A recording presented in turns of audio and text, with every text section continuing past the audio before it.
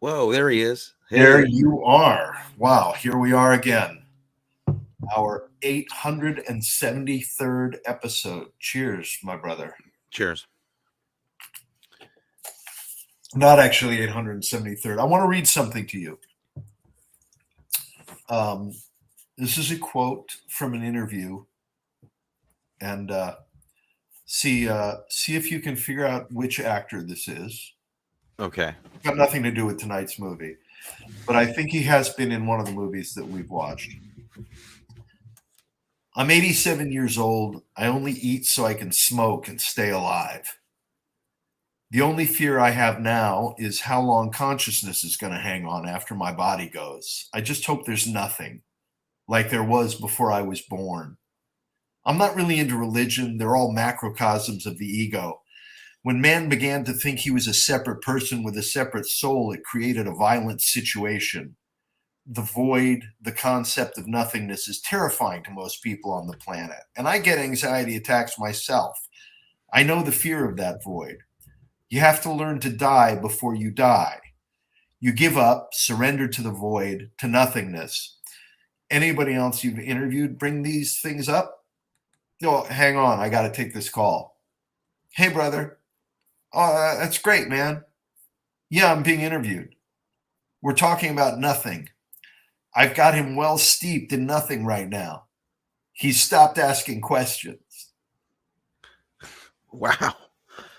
I have questions. Like, first of all, where is that transcript from? It's from an interview with this actor. And he took a phone call in the middle of the interview, and I love that. He stopped asking questions. At first, I was gonna say Robert Mitchum, but then no. Then I thought maybe no. No. But am I in the ballpark?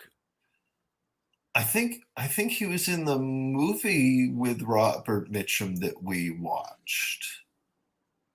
Well, we started watching and then we didn't. Doesn't really count. We didn't really cover it too much. I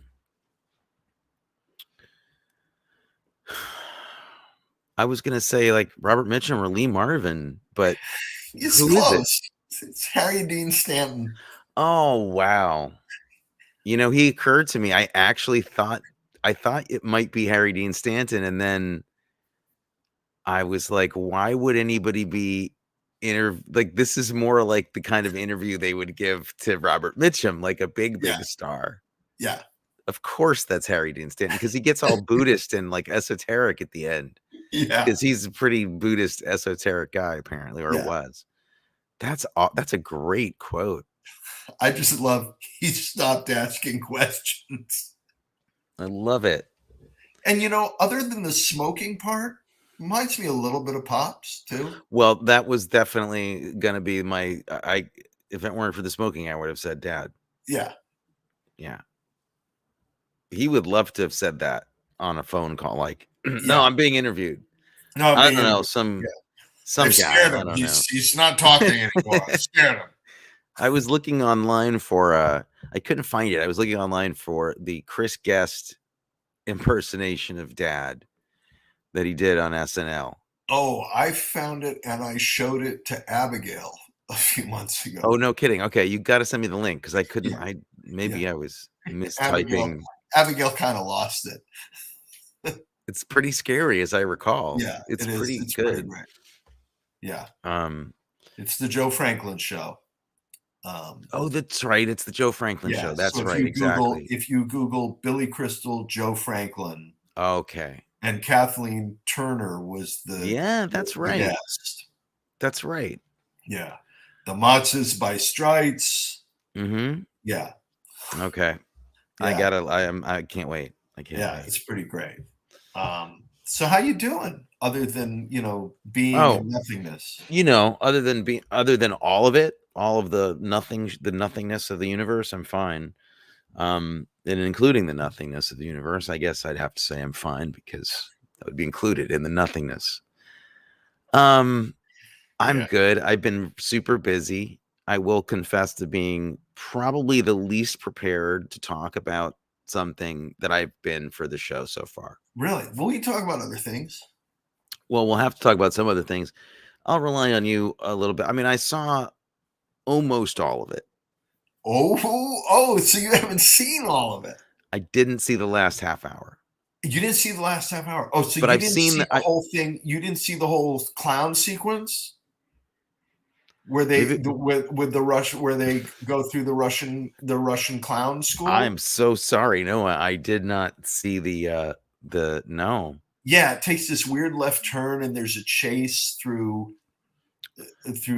So it gets to it turns into like blow He's up. supposed to meet somebody at the Moscow Art Theater, but he gets lost and he ends up at a Russian clown school. And They take classes. Yeah, I'm totally. Well, lying. I have seen the movie. I saw the movie when it came out, so I kind of remember the end. I'll ask you questions about it, and I saw most of it. But it's just been a very frenetic week and a crazy day, and my apologies for not being more on top of things as I should be. No, I'm actually very glad this happened because if it Are you? ever happens to me, I have a card. Now. You do. You can totally say, I have a yeah, jail-free card. it's true. I'm also glad it happened on this one because my spider senses tell me that a Le Carré movie is one that would have your full attention and that you would have many opinions about. I do have many opinions. Some of them circle around. I will say this. Roy Scheider was fantastic in Jaws. I concur. A fantastic performance. You know, he was also great in the French Connection. Yes, he was spectacular in the French Connection and the 7-Ups. And in All That Jazz. Yes. He doesn't have to be great all the time. He doesn't have to be great all the time. Sometimes he can be not great. If you're great, you know, like you can take a day off from being great. Apparently he did. I see. I'm not without opinions. I didn't want to make you think I had nothing to say. Yeah. Well, you're like me in college. I had lots of opinions on books that I didn't read. Sure. Wrote papers. Yeah. Wrote erudite papers on books that I didn't read. And got good grades on those papers, I'm sure. Yes. I hope none of my professors are listening and they don't retroactively take my degree away. Are you using it? Really? Well, yeah, I don't think I could be a professor at Chapman University without my degrees. I think they would not hire me. Oh, you mean you're just being an adjunct like me? No, that's all I am. I'm just an adjunct, but I don't think they would. Okay, well. Or they'd certainly change my pay scale, I think. Again, thank you for, yes. It's well known I don't have a degree, so thank you. Yeah, great. It is now that you announced it. I didn't say it.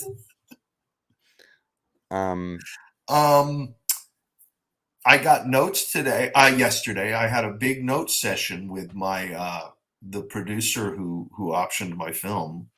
Oh, cool. Yeah. How did that go?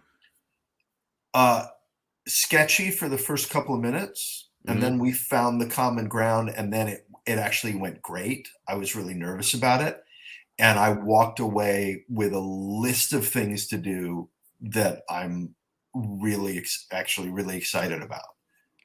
Excellent. And I think will make the movie better. Well, that's I've never heard of this anything going like this before, so I don't know what to say. You mean things going well? Yeah, I guess that's a good meeting. So great. I know no experience with that. Either that, or I am a shallow shell of a man who has no commitment to his own artistic vision and was perfectly willing to say yes to anything they said to me. Right. Well, either way, you get a cup of coffee. I get a cup of coffee. Yeah. So I'm glad the notes are good. I'm glad you're seeing eye to eye. That could be awful. Oh yeah. Otherwise, really awful. Yeah. other than Russia House, we'll get to it. Did you see anything else Did great? I Did you see see a anything thing? Did else? you watch a thing? I'm watching a very interesting series from Iceland called Katla. Oh, I have I've seen ads for that. Yeah. It's very interesting and peculiar and suspenseful. Very good performances. I don't understand a word anybody's saying. Occasionally they speak English, but when they're speaking Icelandic, I have no idea what's going on. Right. They have you can subtitle that. You could There's a button on Subtitles. the Netflix where you can hit it and it says closed captioning. And then Oh no, I did that. I was kidding. you I've can had this. read all about what they're saying. Yeah, Is it what genre are we talking here? it is uh Police thriller? horror sort of suspense Ooh. environmental. It's a volcano. Katla is a volcano in Iceland, and it has been erupting for about a year. And this whole town is pretty much deserted, except for a skeleton crew of scientists and people who were there, and some people who didn't evacuate, and people who have been dead or disappeared for a while start showing up covered in ash. And I mean, people who've been missing for 20 years uh, or a year suddenly appear covered in ash and still present, and they having had no recollection of having been anywhere else. It sounds like a Scandinavian J.J. Abrams move. Yeah, it's very weird. And the design is really good too. I mean, the whole town is just covered. I don't know how they did it, covered in ash and piles of soot, and it's very interesting. And again, like the other Icelandic show that I watched, the Valhalla Murders, makes me want to go to Iceland. Iceland's supposed to be fantastic. It's supposed to be great. Yeah. But you listen to the language, and it's like you go to Italy, you go to Spain, you go to France. Even if you don't speak the language, you got some idea of what they're talking about. Mm-hmm. Listening to them speak Icelandic, it's like Klingon. It's quite different. Yeah. There's not a word that sounds like, fantastic is not fantastique. When you go, you're not going to have to worry about it. Anything but just pass the loofah. That's all you're going to have to remember to say. Loofah, and can I have some more herring? Herring, please give me more herring and whip my back with branches. That's all I need to tell you. Birch branches, I think. Yeah. Hit me with a birch stick. Smack me around, get me drunk.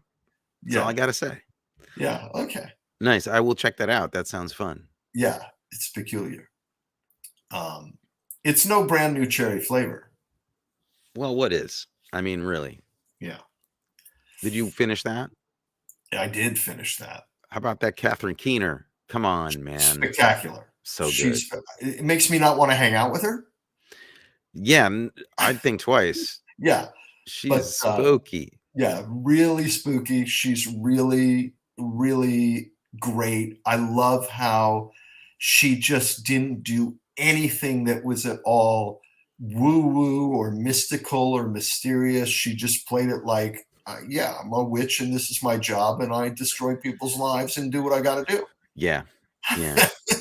Love it. Loved her costumes. Loved all of that. And I gotta say, on the whole cat vomiting thing, I am on Team Anthony. I am not on Team Maddie. I'm not on Team Maddie. Okay. And Maddie, shout out to you. I love you. I appreciate the praise that you gave for our show on your show, and I praise your show back. I think the show you do with Anthony is spectacular. But the cat vomiting, and I'm also with you on the vomiting. I mean, I am so over. It's like there's the Writers Guild issued a rule.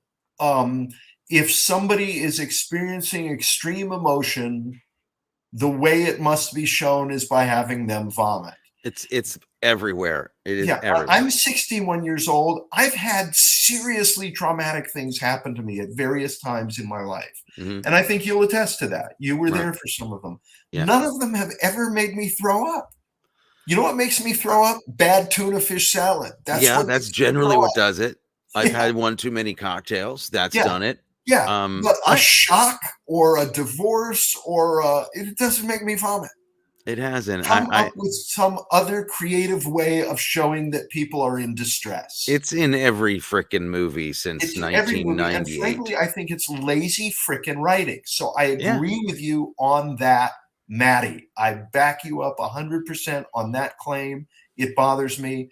But this, I was like, oh God, she's going to throw up. And I don't know this. God damn, they're doing the Oh my goodness. Oh, a cat. A kitten. Oh. A cute little kitten. Okay, now you got me. Yeah. I was like, all right. I guess they could take this too far. They did for some people. I don't think so. I think there was just the right amount of vomiting cats in that show. And then the moment when she said, no more throwing up kittens. I don't want to throw up kittens anymore. And Catherine Keener said, okay, no more throwing up kittens. And a little thing right back here, went, oh no, no. Please don't tell her you don't want to throw up kittens anymore because something really bad is going to. Yeah. And it did. Yeah, there is an alternative to that if you would rather something else. And for those of you listening, it is not pooping kittens. That's not what it was. No, they do have some taste. Yeah, they do control themselves. Yeah, and I can't believe I just said pooping kittens on the air. But can't believe we're not actually booted off the air at this point. This feed going to stay? It's apparently stable. Okay. I saw something I need to give a shout out to. I'm a big Mads Mikkelsen fan, as I think maybe you are as well. I just think he's fantastic. And I saw this pretty new movie that he did called Riders of Justice.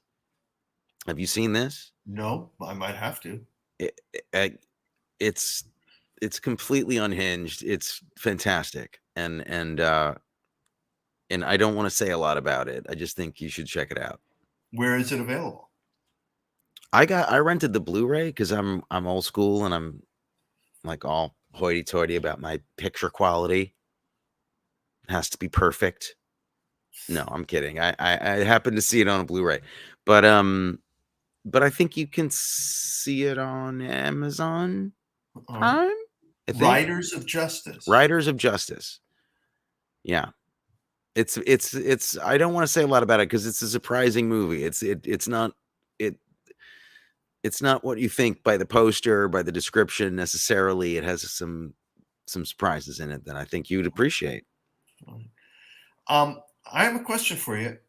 How long do you think people will sit and listen to us just talking about random crap and not getting to the movie that we're supposed to talk about? How long are they driving to? How long does it take to drive to Laguna Beach or to where they're going? I don't know. They'd listen as long, I think, as the drive is. Yeah. Okay. Yeah. To the car. The car talk of movies. This was a chat, 20-minute chat. Two brothers talking. I haven't seen you in 2 weeks.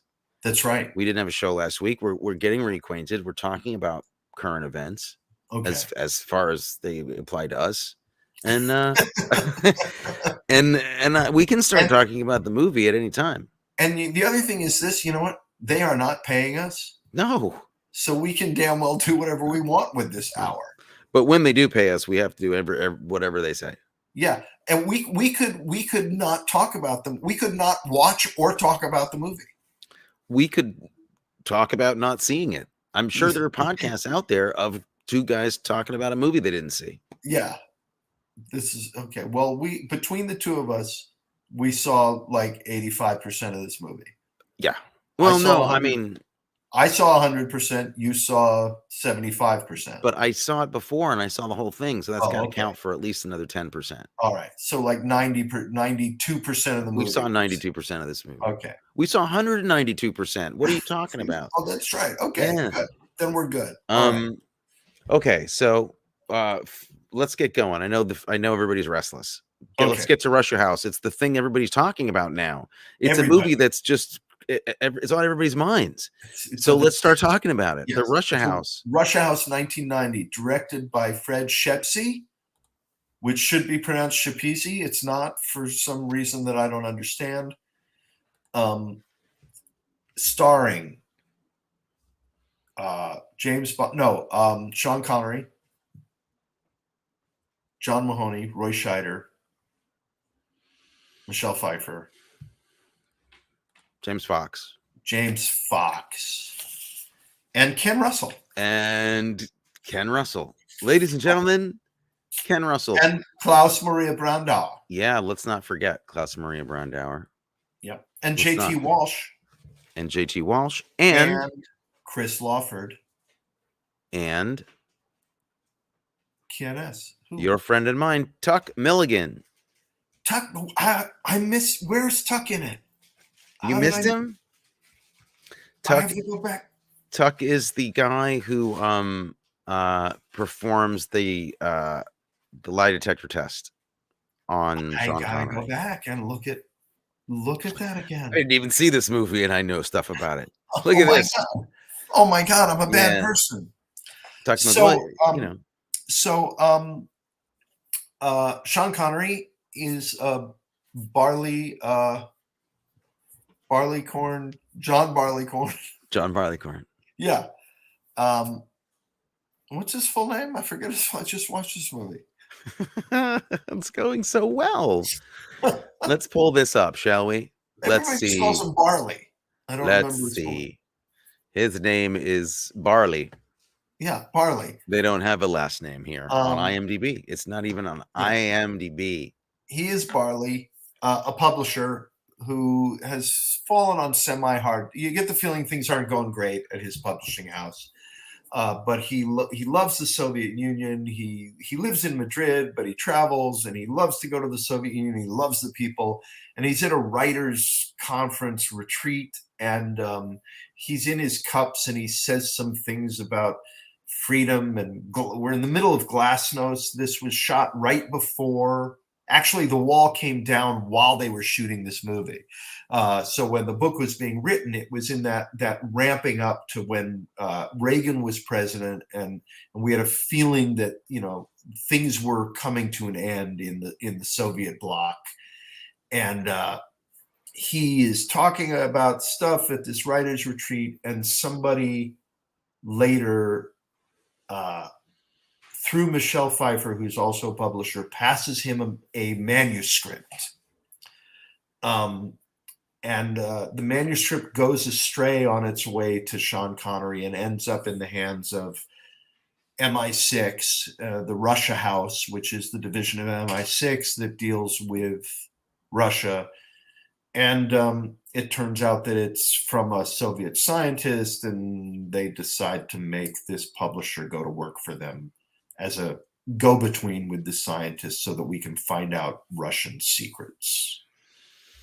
Yes. But it's John le Carré, so it's the exact opposite of James Bond. It shows how slow and boring spy work must be, except for the fact that you might get killed.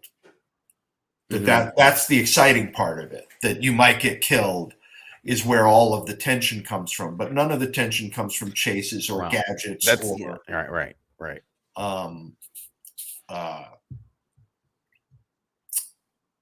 Did I capture it?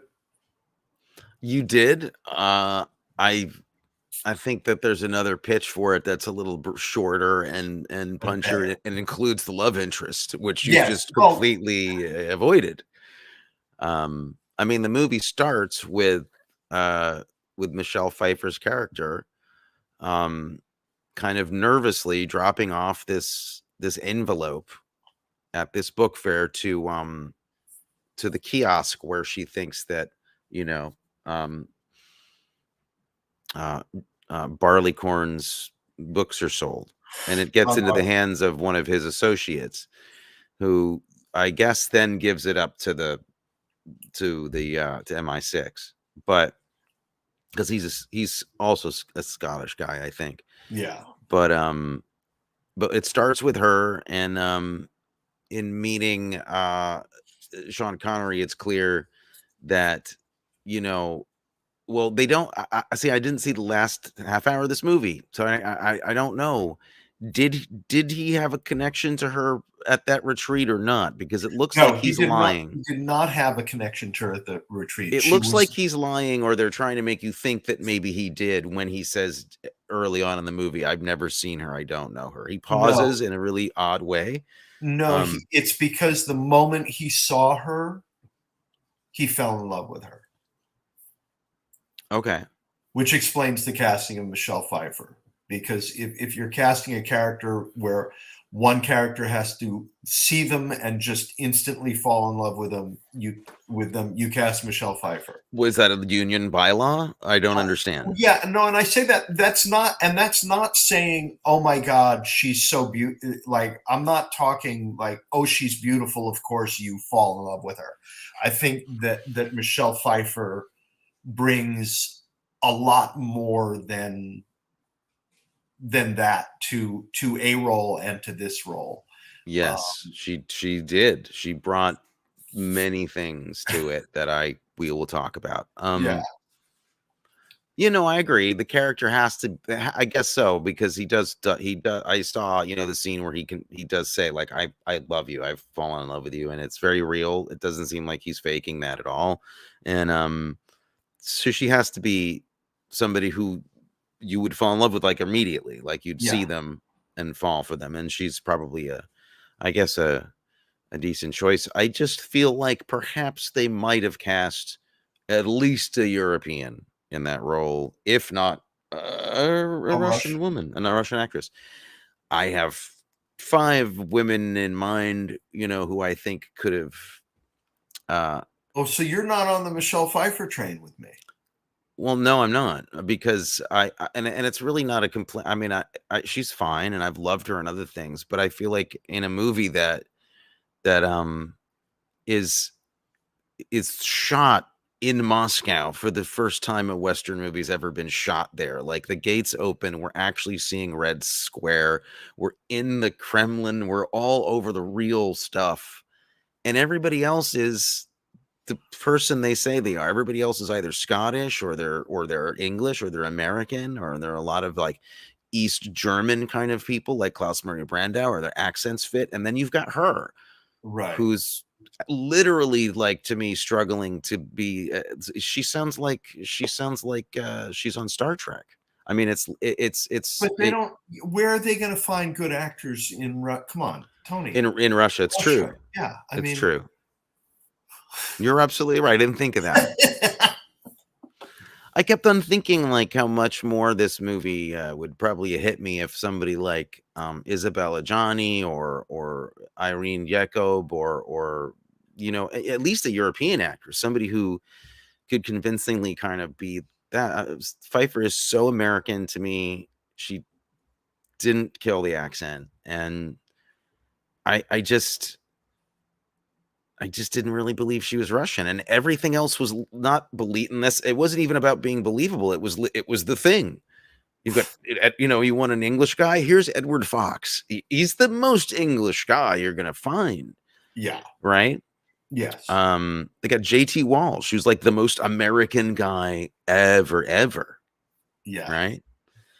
And everybody else is their nationality, is their real thing. There's real Russian actors in it, speaking real Russian with real Russian accents. And then she comes along, and it's like, I know you're good, you worked hard, but this is not. It was a little, you know, a Oh, stretch, which I did not like to take. I'm so heartbroken. Why?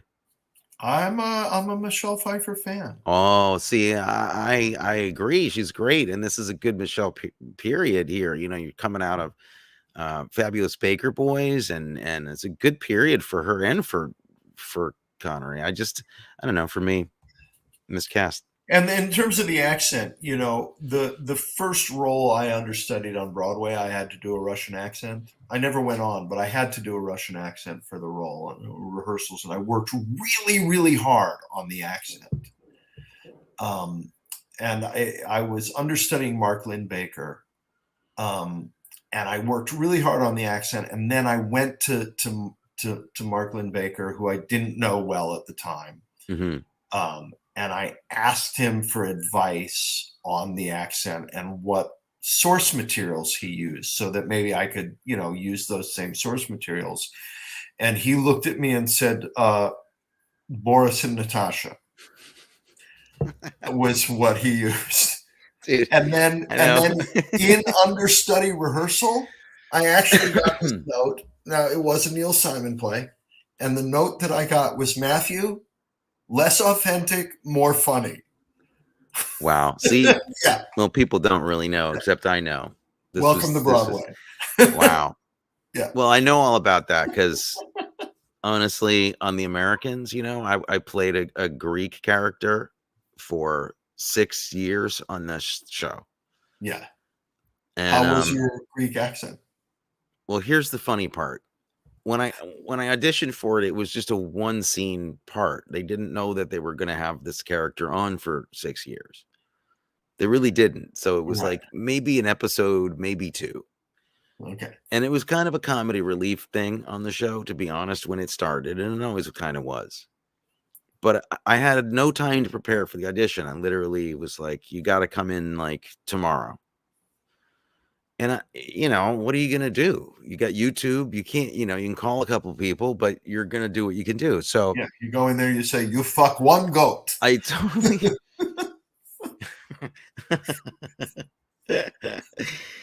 I totally just, made it up. I just completely made it up. And I didn't know what I was doing. And I got the part. And then I shot it right away. So I had to commit to that for 6 years because I had already filmed it that way. Did you get notes on it ever from anybody? Never, not from anyone. The only note I got was that nobody knew exactly where I was from. People were like, "Oh, that Russian guy that's in the office," or that I was like, "Well, he's Greek, but whatever." Did you get angry letters from the Greek consulate? From the Greek consulate and from the Brothers of Apollo, or I didn't. I mean, look, I can understand. Are you welcomed in diners across the tri-state I am. area? I think I've eaten in so many diners. They felt that I was completely valid in taking that role. Do you have the cups? I feel like. Do you have the I have that. The cups. I do. Yeah. I literally have it over there. So yeah, don't test. I have Greek street cred that you have no idea about. Spanakopita? I ate it. I had it for dinner. Okay. All right. Orzo is my middle name. Yeah. Yeah. Yeah. So anyway, I made all that up. And so I feel for her. Whatever. She's not great at accents. That's fine. That's fine. Not everybody can do everything. She's a great actress, and what? Maybe she only had a few weeks to prepare. I don't know. Michelle, I love you. So, don't listen to him. I love her too. I'm not saying anything. Okay. Not my favorite part of the movie. My favorite part of the movie is Ken Russell. Without a doubt. Ken Russell. What's happening here? Like, what's happening? What is he doing? He's just doing himself is the amazing thing. It's just like, Ken, you do what we're all going to play spy stuff. We're going to really work, and you go do whatever you want. It was like watching, what's his name? Jack Sparrow. It's like Jack Sparrow dropped down into the middle of this movie. It was like Johnny, Tiny Tim playing Jack Sparrow. Yeah, right. Or something. I mean, he's an extraordinary filmmaker and a great artist and a extremely eccentric man. And holy moly, what a wow. Like it kind of genius casting in a way, because I could see that there might be people like that in in jobs like that they're hired for their extremely specific abilities, and that Right. their social abilities wouldn't be one of the things they're hired to do. So I kind of could see it. And Yeah. I kept thinking about baked beans is the problem. Why? Why did Oh, you? because of Tommy. Oh, okay. I was like, this was a reference that I was like, okay, I'm lost now. Wow. No, because of Tommy. Uh, but um, but yeah, okay. So you fell in love with this movie. You feel like about this movie the way that Sean Connery felt in that doorway when he says, I love you." No, no, I wasn't enthralled through the whole movie. What I did, there were aspects of it that I love. I love the world that le Carré takes you to in all of his work, that he turns the spy genre on its freaking head. You know, he redefined it in a way. And George Smiley, who is in Tinker Tailor Soldier Spy and through I love that movie. Yeah. I never saw the film, but the novel just knocked me out. And it was the first time in Tinker Tailor Soldier Spy that I ran across the thing that they use in this movie of when you need to write. And George Smiley sat in his office in MI6 at a desk that had nothing on it and a sheet of glass over the top of it, and wrote on single sheets of paper on top of the glass, and after finishing a sheet of paper moved it to the side and then polished the glass surface with a handkerchief Right. whenever he was taking Are you notes. sure you're not talking about Being There? Yeah, Okay. yeah. And that sort of so that when they get to the part of this movie where it just becomes really, really slow chess playing, and you're trying to figure out what the other guy knows and what they're doing and what they're playing. And I figured out just before it happened, actually, I figured out the double cross that Sean Connery was pulling, because of the line that he has where he says to her, "You are my country. You are my only country now." And I realized he's going to betray everybody to save her. He doesn't give a shit about countries anymore. It's all bullshit to him. Hmm. And he will be a patriot to his country, which is her. Um, That sounds like perhaps Tom Stoppard had something to do with that flavor in this movie. Like I maybe it's in the book, but that sounds like a very Stoppardy kind of notion. yeah. Um, Stoppardy, which is a new. I'm going to patent that one. Stoppardy. Stoppardy. Um, I also loved it made me think of, in a completely different way. Remember all of the travelogue stuff in Darker Than Amber? There was a lot of travelogue in this, Hmm. but it was beautiful and bleak at the same time. Well, and that's a great pleasure of all these espionage movies, really, and certainly the Bond movies is the travel stuff. I was reading something about that before, where one of the pleasures of James Bond movies, which isn't really discussed a lot, is that they became popular at a time where we weren't seeing those locales in a lot of movies, like in your everyday movies. They were going around the world to places that I mean, we people just weren't getting to see in films a lot, and that Right. was really cool to be able to like really look at something really shot in Monte Carlo, or something really shot in in Lisbon or something. And this movie, I that's one of the things I like this movie a lot. I don't mean to give you the impression I don't like it. I was being kind of funny, and I really wish that somebody else had played Katya. That's my complaint, because I actually liked this movie when it came out, and there's a lot about it outside of even the Le Carré stuff that I think is great. I mean, I think the photography is stunning. I think they really made good on that on being the first, you know, Western team of filmmakers to shoot there. You look upset. Did I say No, something wrong? Oh, okay. no, I'm with you. I'm completely with you. And I love the score, you know. Oh, Goldsmith's score is great, and you know, Branford Marsalis like kills it. It's really like a great romantic score, and and much better than, and I'm so glad they went with him because they were going to go with Chicken Marsalis for a while. Chicken Marsalis he was so overrated. He was great live, like at a club, but not, yeah, not for film scoring. No. There's a lot to love, you know, and not the least of which for me is like it's a great Connery moment, Well, what a great way to see him unbond himself, right? you Yeah, know, this is the opposite of Bond in every way.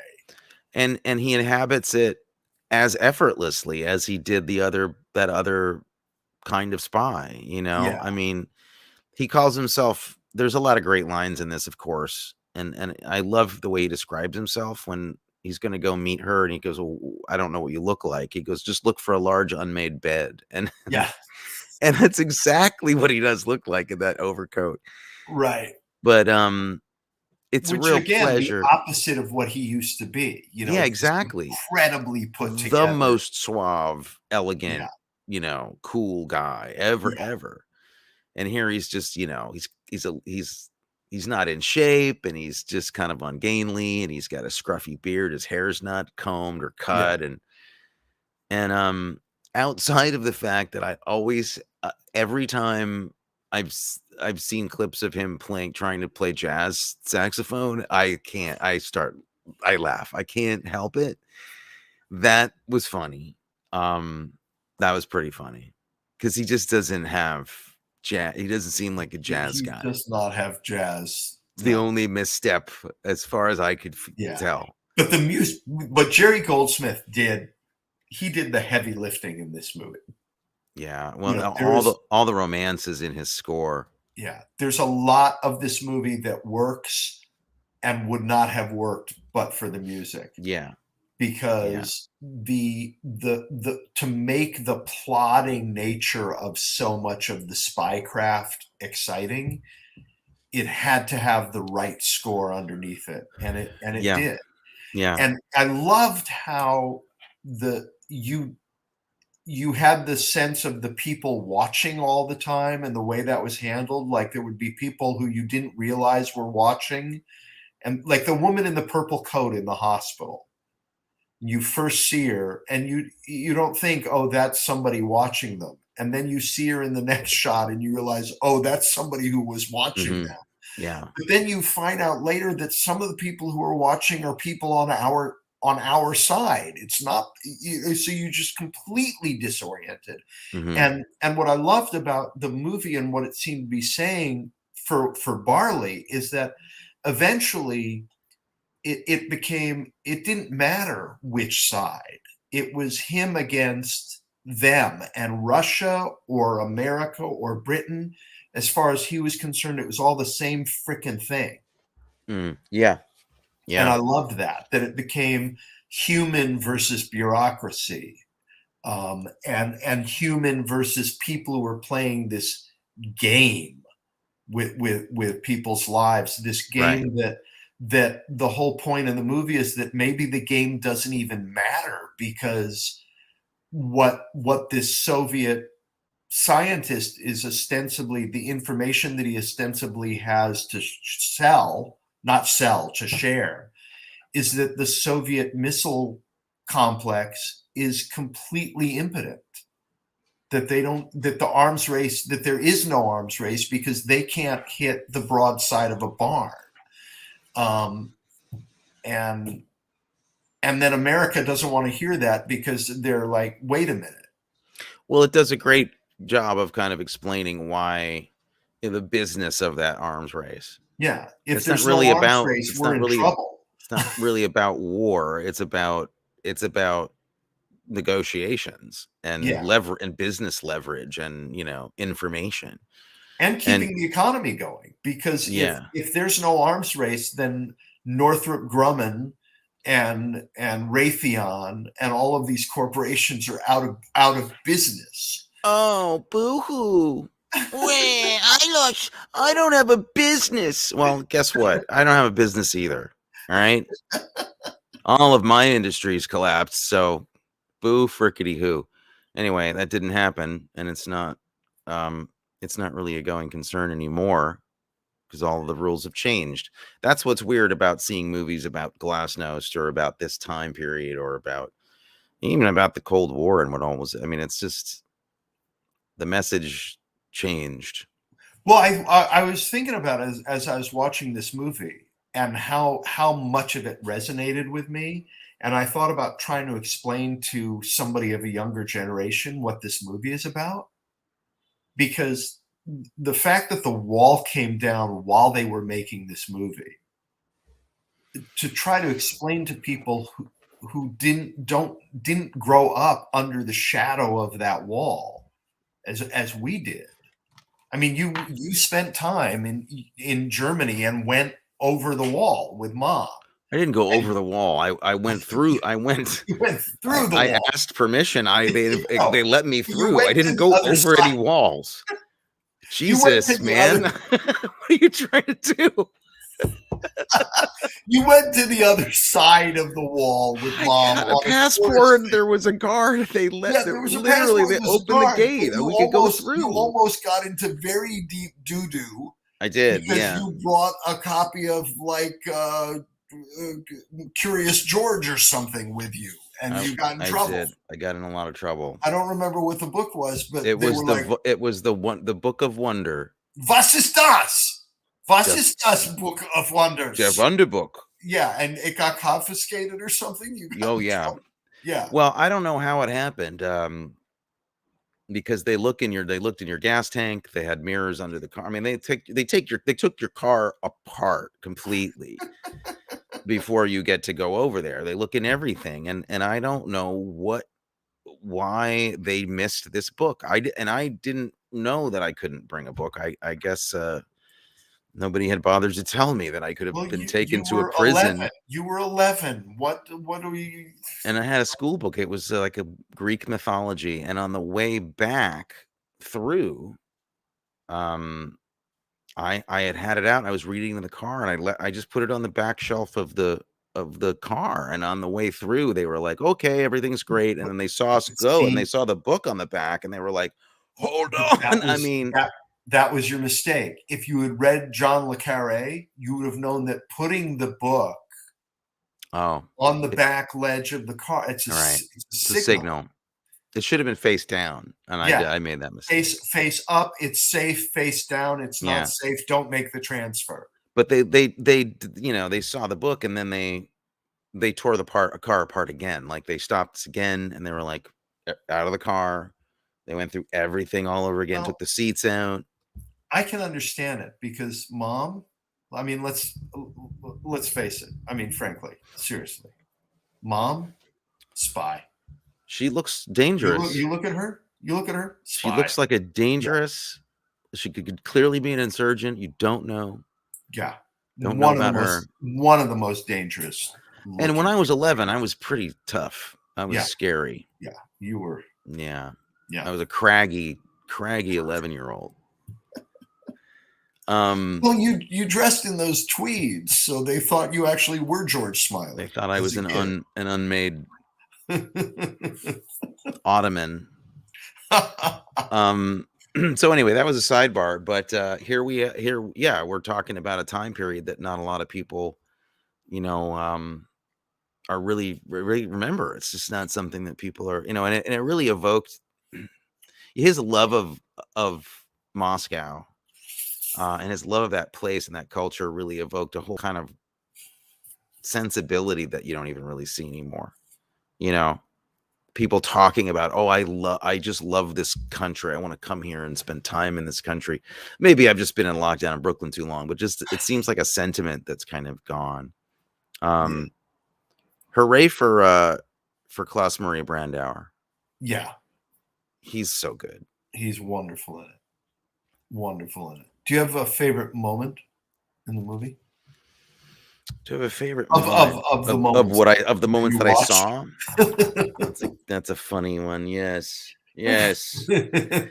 Well, I have other than Sean Connery playing jazz anytime that he plays jazz, which is my favorite thing. I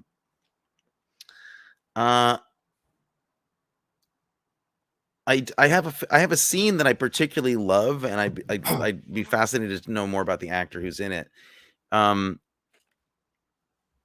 Connery goes to, or like in the first half hour, he goes to meet someone who's like a middle-aged, balding, kind of important guy in some office who immediately is like, hey, and he opens up a bottle of whiskey. Right. Yeah. Because they share that love of whiskey because Barley drinks it through the whole thing. Right. And it's a great scene. It feels incredibly authentic. That guy feels like he works for the state somehow. Yeah. But he opens the bottle and he throws the bottle cap away, which was this little detail that I just noticed and loved. Meaning we're going to drink this bottle. Yeah, we're not capping it again. So he just literally takes it off and he throws it into the garbage. That's great. I didn't know. And I love that moment and I love that scene. And so that I loved. I loved all the details about Russian life that weren't narrated, like details like that. But in one case, there's a scene where she's in the shower. I mean, you don't see her. She's got the shower curtains there, but you just see like a little bit of the shower. And in order to turn the water off, she has to get like a hammer and hammer the nozzle. Yeah. Just this country's broken. Like there's so many broken parts of the country, and they just captured that really well without making a joke out of it, like without making it, a cliche about Russian society. How about yourself? Well, I loved how when suddenly we were in the Russia house, like we're in these places with all kinds of character and these incredible palettes and people and thoughts and idea, and then suddenly we're in a different world. And the way they juxtapose the, corporate spy bureaucracy versus humans. But I loved the moment where Roy Scheider touched James Fox's hair, which was so weird. That was one of the weirdest. It was so weird, but James Fox's response to it, like, I don't know if that was scripted or if it was Roy Scheider deciding, oh, I'm going to do this thing. It looked unscripted to me. And the way James Fox stayed in character and just was, who is this fucking American touching my hair? Yeah, that was the weirdest choice. Very weird. I didn't understand it completely. But there was something that was the weak part of the movie. Like anytime we're following Connery around, anything with Brandauer, the general tone and pace was great. There was just something about some of the scenes with the CIA, particularly, that I just didn't. But it was Scheider that threw those off for me. I bought I bought John Mahoney, I bought J.T. Walsh, I bought all of that. And then Scheider, I didn't know what he was doing. No, I didn't know what he was. I didn't understand his performance either. But maybe it was all his doing. But those scenes didn't work for me. As did the flashbacks. I didn't love the flashbacks.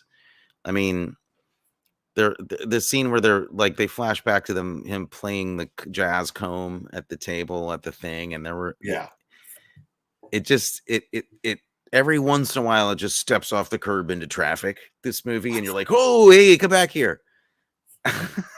and then it's great for a while.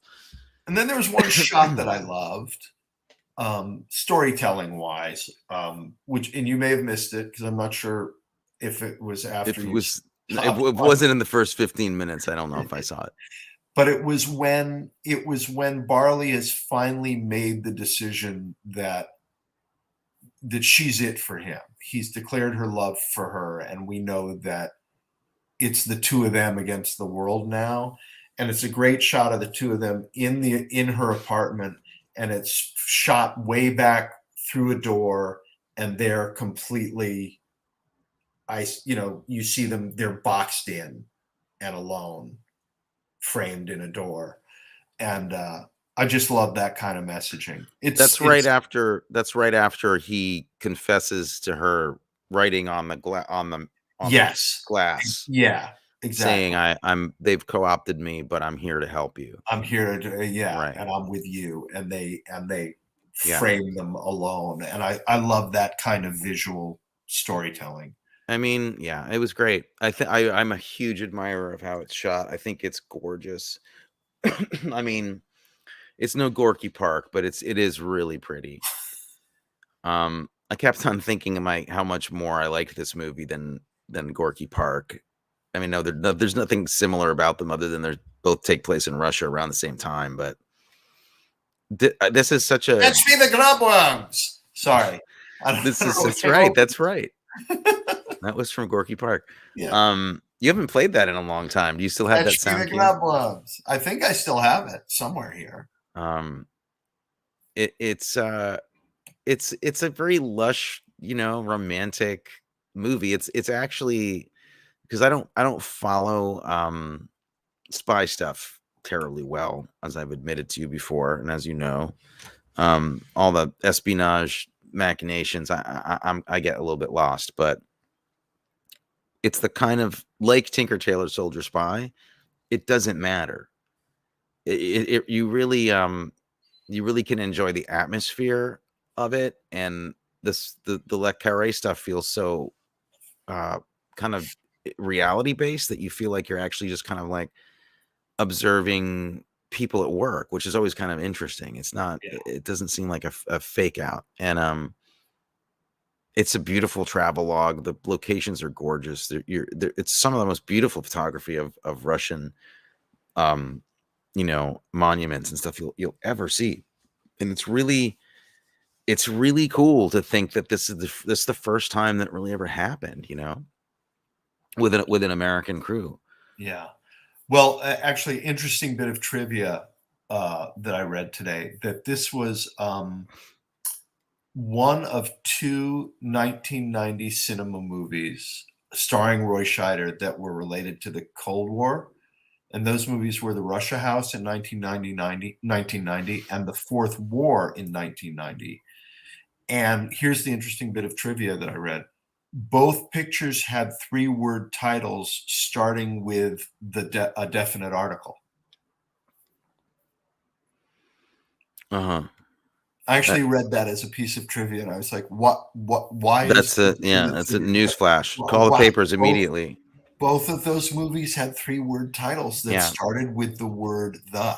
The funny thing is the definite article. The definite article is a Roy Scheider movie. That's a comedy about gambling, I think. Yeah.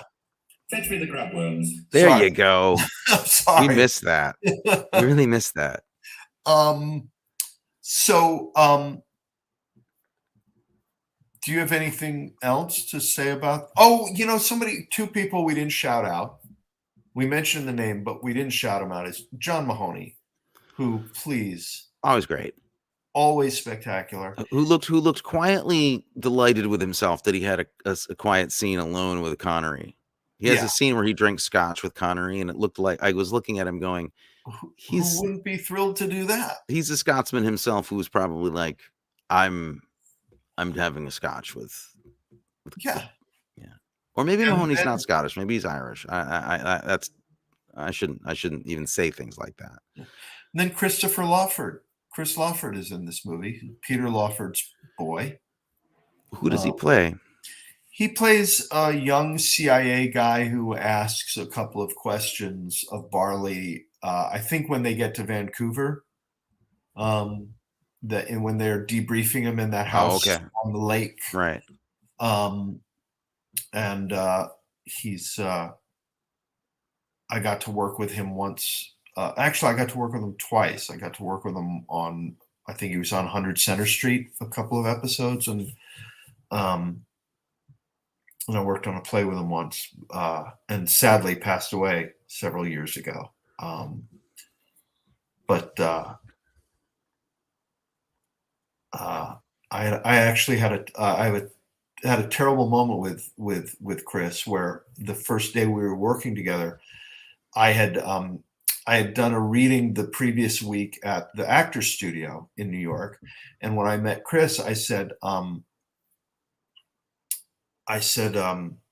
I actually met your dad last week at the Actors Studio. We had a chat after a reading that I did." And Chris said, "No, I don't think you did." I said, yeah, he was really nice, and he had come to this reading. There were a whole bunch of people hanging out afterwards. We had some really nice, we had a really interesting conversation. He said, "No, my father passed away several years ago." And I said, "Who was I talking to?" And he said, "You were probably talking to Patrick O'Neill." And he knew who it was who looked like him, who I thought was his dad. That's what can I say? I'm proud of you for telling this story. That's embarrassing. You're proud of me for telling? Yeah, you're very open. I never have told that story about myself. You wouldn't have told that story. No. About I'm always happy to sell my humiliation and just throw yourself under the bus. Yes, for your own, for the laugh, entertainment. Yeah, for the laugh. I get it. I understand. Yeah. I mean, look, why not give Michelle a try at this? I mean, who thought Fred Schepisi could have made a movie like this? I mean, he made Roxanne. Like, the guy who made Roxanne, you really think you're going to give him the spy Russia House movie? And he did a great job. Like, it's really good, except for a couple of things. Yeah. Some very dated ADR. Did you notice how much ADR was going on here? Yeah. It was a little rough. Yeah. But they probably magnetized all the audio recordings and went over everything with a fine-tooth comb when they left Russia to make sure there were no secret codes. Yes, of course. Right. Exactly. So next week we're going to swing from vine to vine and do another John le Carré. We had talked about doing Spy Who Came In From the Cold. Yes. Spy Who Came In From the Cold. Yeah. Which I have never seen. And it's one of the few John le Carré books that I haven't read. So I'm actually really looking forward to this. Well, I remember seeing it, and it's very, very bleak and dark.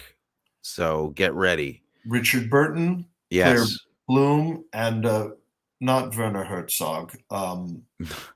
Werner von Braun. No. Oscar Werner. Yeah. Yes. Oscar Werner Wiener. Schnitzel. And directed by Martin Ritt, who directed HUD and Norma Ray. Yes, a great director. So for all of you folks out there, that's what we'll be talking about next week. So you can watch it this week if you haven't seen it, because you know that we don't care about spoilers. We will spoil a movie for you. Yeah. We'll tell you what happened. If you can call this spoiling, we will spoil it. Can't wait. It's going to be exciting. I promise I'll actually watch the movie. I'll actually really, really watch it this time. Well, we could make the show a lot easier to do, I think, is if we trade it off. Like we talked about movies that only one of us has seen. So it's great. Then I just explain a movie to you every other week. Yeah. Okay. Sounds like an award-winning show. All right. Oh my God, that would be just the most horrible thing. I think we can do better than that. We'll continue this trajectory of both of us watching the movie and talking about the movie we've seen. Sounds like a plan. Okay. All right. Good night, everybody.